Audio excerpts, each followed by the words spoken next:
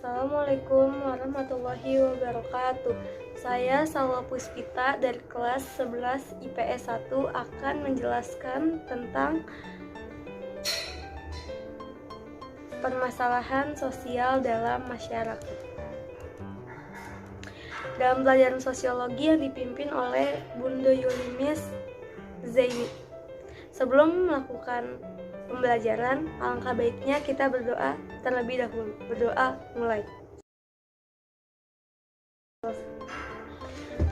Permasalahan sosial dalam masyarakat.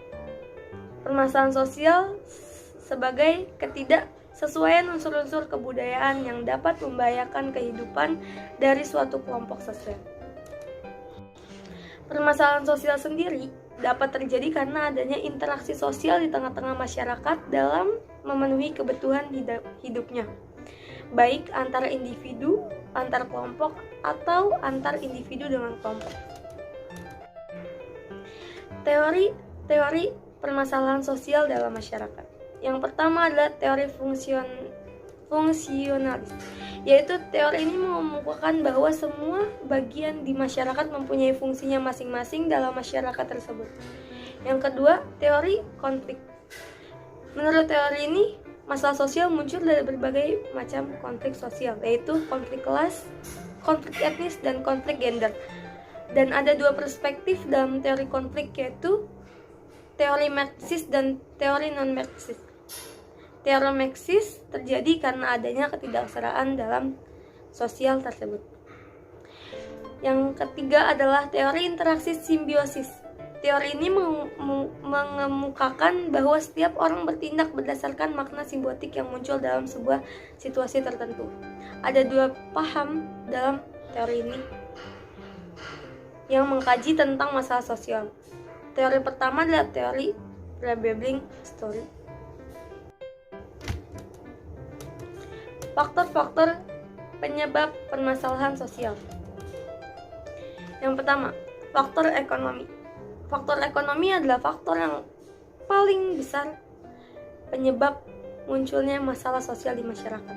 Faktor ini umumnya dikaitkan dengan pendapat individu yang dapat mengacu pada kesenjangan sosial dalam masyarakat, ketidakmampuan seseorang dalam memenuhi kebutuhan pokok seperti kebutuhan sandang, pangan, papan, maupun pendidikan dapat mendorong munculnya masalah sosial dalam lingkungannya. Faktor ekonomilah yang menjadi penyebab munculnya masalah sosial dalam masyarakat. Bisa meliputi kemiskinan, pengangguran, pertumbuhan angka penduduk, dan lain sebagainya. Faktor budaya. Faktor ini pun disebabkan karena adanya ketidaksesuaian pelaksanaan nilai norma dan kepentingan sosial yang diakibatkan oleh adanya perubahan sosial dan pola pengertian masyarakat multikultural. Masalah sosial muncul dikarenakan adanya perbedaan yang mendalam antara nilai atau unsur dalam masyarakat dengan realita yang ada. Yang ketiga, faktor biologis. Faktor biologis yang berlangsung disebabkan oleh ketidaksesuaian situasi lingkungan yang mengundang ketidakstabilan situasi biologis dalam masyarakatnya. Masalah sosial yang terlihat layaknya seperti gizi buruk, virus penyakit baru, maupun penyakit menular.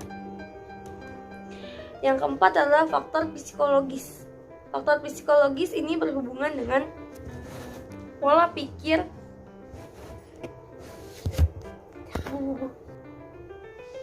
Faktor psikologis. Faktor ini berhubungan dengan pola pikir penduduk atau anggota penduduk yang berhubungan dengan tatanan kehidupan sosial. Contohnya, ada gerakan separatis, ada pemahaman aliran sesat, atau penyimpangan pada suatu agama yang mengundang ketidaknyamanan dalam lingkungan masyarakat tersebut. Yang ketiga, partikularisme dan dilema kepentingan publik. Partikularisme dan universal. Dalam Kamus Besar Bahasa Indonesia, partikularisme adalah merupakan sistem yang mengutamakan kepentingan pribadi di atas kepentingan umum.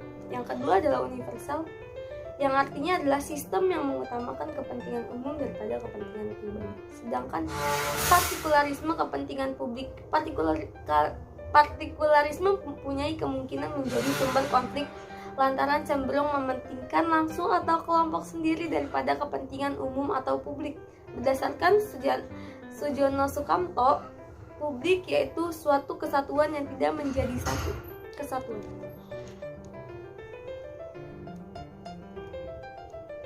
Jenis permasalahan sosial di ranah masyarakat. Yang pertama adalah kemiskinan. Kemiskinan adalah keadaan yang ketidakmampuan untuk memenuhi kebutuhan dasar seperti makanan, pakaian, tempat berlindung, pendidikan, dan kesehatan. Bentuk-bentuk kemiskinan. Yang pertama adalah kemiskinan subjektif, terjadi dikarenakan dipenuhi secara cukup meskipun sebenarnya tidak miskin, contohnya pengemis musiman.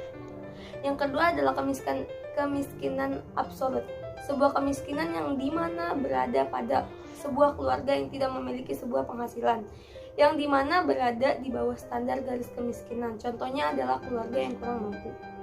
Yang ketiga adalah kemiskinan relatif, sebuah kemiskinan yang dimana kemudian terjadi dikarenakan sebuah pengaruh dari pembangunan yang masih belum berada pada sebuah lapisan masyarakat. Contohnya adalah pengangguran yang disebabkan kurangnya lapangan kerja.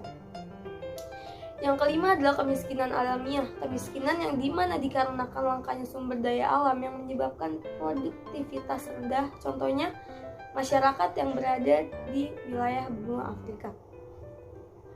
Yang keenam adalah kemiskinan kultural, kemiskinan yang dikarenakan kebiasaan maupun sikap dari masyarakat yang dimana santai dan tidak memiliki keinginan untuk memiliki sebuah tarif dalam kehidupannya. Contohnya masyarakat suku Baduy yang mempertahankan kebudayaannya. Yang ketujuh, kemiskinan struktural, kemiskinan yang dimana terjadi karena struktur sosial. Contohnya masyarakat Papua yang dimana tidak ada dan tidak mendapatkan manfaat di Freeport akan sebuah pemikiran sendiri dengan sebuah anggapan bahwa kebutuhan tidak penting. Faktor-faktor kemiskinan. Yang pertama, tingkat pendidikan yang rendah.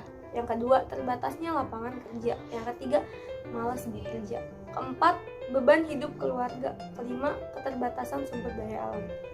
Dan kebijakan mengatasinya adalah: 1. Menciptakan lapangan kerja, mendirikan balai pelatihan, memberikan subsidi bagi orang yang kurang mampu, meratakan pendidikan, dan melaksanakan keluarga berencana atau kawin. Sekian dari saya, selebihnya sekurangnya saya mohon maaf.